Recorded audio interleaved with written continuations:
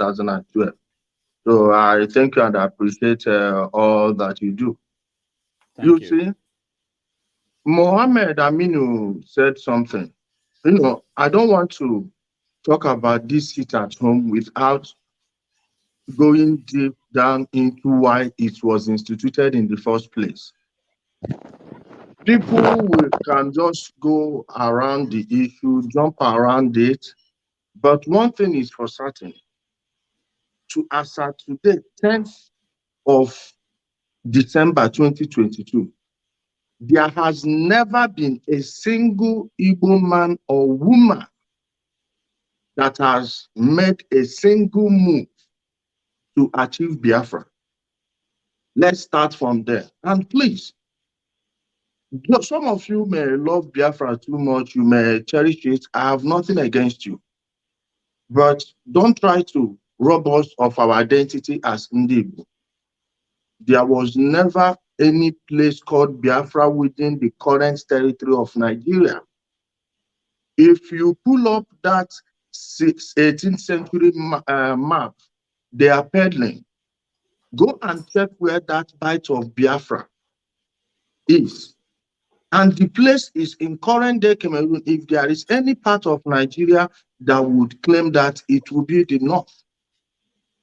And that name, where did it come from? It's not an indigenous name to Igbo. Let's even start from there.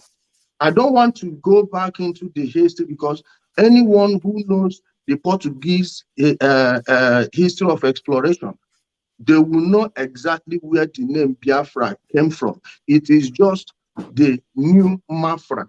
Those guys, those Portuguese, they came from Mafra. You can research this name I'm giving you right now.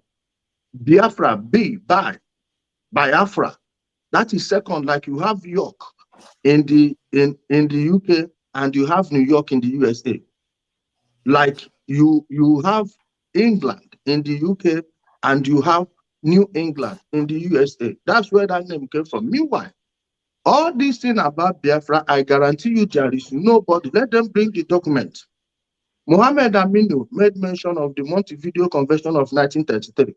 Go pull it up. See everything that was stipulated over there. 4 articles. 4 articles. And one of them, the most important one, is that before you get a country, it must go through the parliament. And in Nigeria, it will involve both houses of parliament. Then if you are going to demand Biafra, at least you should have someone in the House of Reps and have people in the Senate and make sure that they have to introduce referendum first into the Constitution, of which it was raised this year. All of the senators turned it down. Everybody. Now, if actually anyone is fighting for Biafra, the first thing is set up a political party that will go demand for it. The other way is war. And more nations have been created by war than not. If you check it, since that agreement was signed in Uruguay, 1933. Check every nation. And before you go to war, you would have been prepared for everything. Most of the countries that got their independence through war, check Venezuela, Colombia, all these guys, how they survived, they were partitioned. It was the Spanish. And then after the Spanish and American War, then the US Empire. And one of the secret societies that championed that was the Knights of the Golden Circle. Go check those things. Those things, do you have that backup? No. So you don't have the power to do it by war. You don't have the power to do it legislatively. So why are we destroying our land? Now, going to this sit-at-home issue, there is nothing Simon Ekpa is saying now that Nnamdi Kanu has not said. There is nothing Simon Ekpa is doing right now that Nnamdi Kanu has not done. Our sister African queen, when you see her speak, she speaks passionately, but these voices should have been out there long before now. So many of us saw what was going to happen. And I know exactly every step of the way. This thing they are now saying, oh, IPOB doesn't have this, IPOB doesn't have that. Nnamdi Kanu on earth anointed Simon Ekpa as his successor when he had problem with Uchemefo. Are they going to deny this? They are not going to deny this. He anointed Simon Ekpa on earth. Now, This boy Simon Ekpa is using, it was after Nnamdi Kanu was arrested and the console issue raised so many things that were hidden in the group. Some of these guys, they saw that the money was not coming to them. Tina Sanwo-Olu the other day was crying, was lamenting that those boys followed Simon because of money. Now, why was Simon able to petition IPOB and ESN? He started paying those ones and made them know how much everyone was making. That was why you saw Double Lion, War Wager. War Wager was apprehended 3 to 4 weeks ago. Now, those two boys they killed at our mama 3 days ago, those boys were War Wager's boys. Now there is a serious crisis amongst them. Go and check. Those of them at Osu and those of them at our mama, they've been at war. They've been at war long before now. This has been claiming the lives of so many Igbo youth.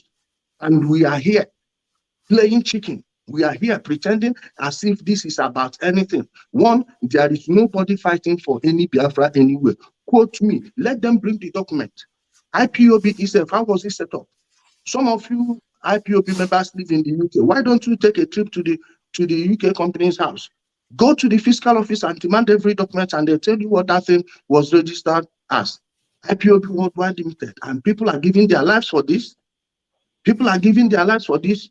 Doctor, you said Chike Dozem refused to come because if you push hard on him the way you push on Simon Ekpa, he's going to disappear and he wouldn't want to disgrace himself that way.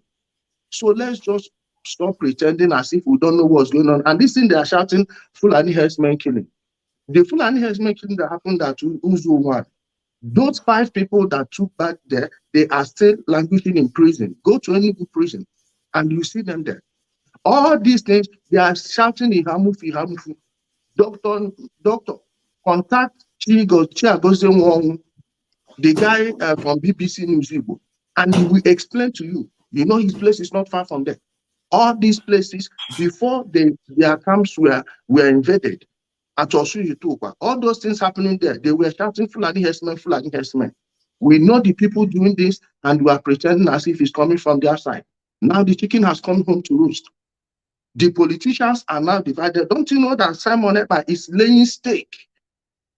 He's taking his claim to the throne. With this action now, do you know how many politicians that will be making arrangements to use these boys to work in the next election?